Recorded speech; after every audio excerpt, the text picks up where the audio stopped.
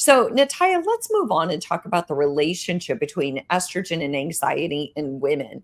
Um, because how women can support estrogen, healthy estrogen levels naturally, especially postmenopause. That's a tricky one.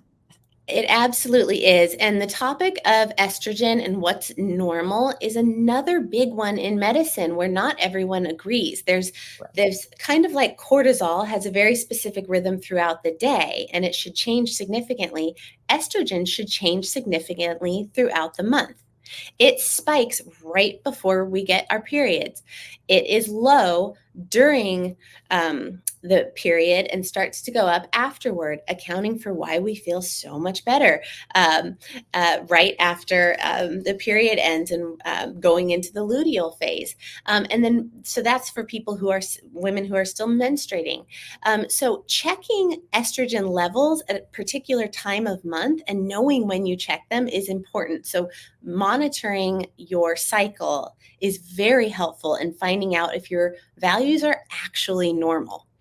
And for postmenopausal women, the estrogen should be more of a flat curve throughout the month. It doesn't change as much, but there should still be estrogen in the system. And so we're often told that it's absolutely fine after menopause for estrogen and progesterone to go down to zero. And that's not true. Just because the ovaries aren't making it anymore, we still make it in our fat. We still need it to protect our mood and our heart. A lot of people don't know that estrogen is involved in the electrical impulse in the heart, and it's also important for bone health. So, a couple of options with increasing estrogen naturally post menopause are to increase zinc. Get your B complex, as you mentioned, and also increasing good fat. So many women focus on reducing fat in our diet. Still to this day, I remember being raised being told fat was bad. Well, now we understand good fat is awesome. We really want to be careful with simple sugars and additives to food. We want to keep food dyes out, things like that. We want lots of good fat, and that helps you make more estrogen. Um, Additionally, there are phytoestrogenic foods like soy and flaxseed that help keep a little bit of more estrogen in the system, which is crucial after menopause. Maca and Vitex are two of my favorite herbs to take to modulate estrogen to adequate levels. Also, and this is a whole nother podcast, is talking about bioidentical hormones. And that is an option as well if we need to go there. I don't jump to that first. It really depends what the individual woman needs. But as I mentioned, it can be protective for other systems in the body. And remember, I mentioned it's bioidentical is much safer than using conventional estrogen sources, which actually are not made in a lab but come from horse urine, which has a lot of side effects and a whole lot of issues.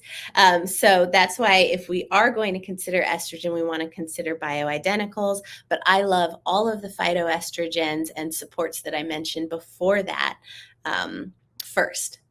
It's interesting as you talked about estrogen and all the good things about keeping estrogen. And you're right. I think women hear it a lot that, well, after, menopause, you're not going to have any estrogen. But the thing is, I read the XX brain. And one of the biggest things is estrogen impacts brain health.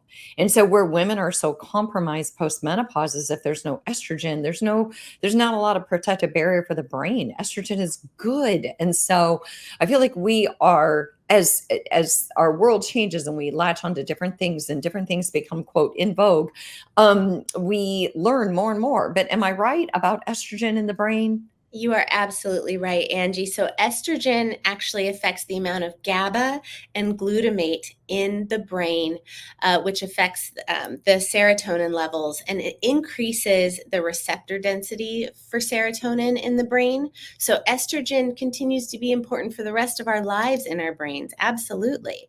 And because it helps actually create serotonin, it's important that we continue to get estrogen in small amounts for the rest of our lives.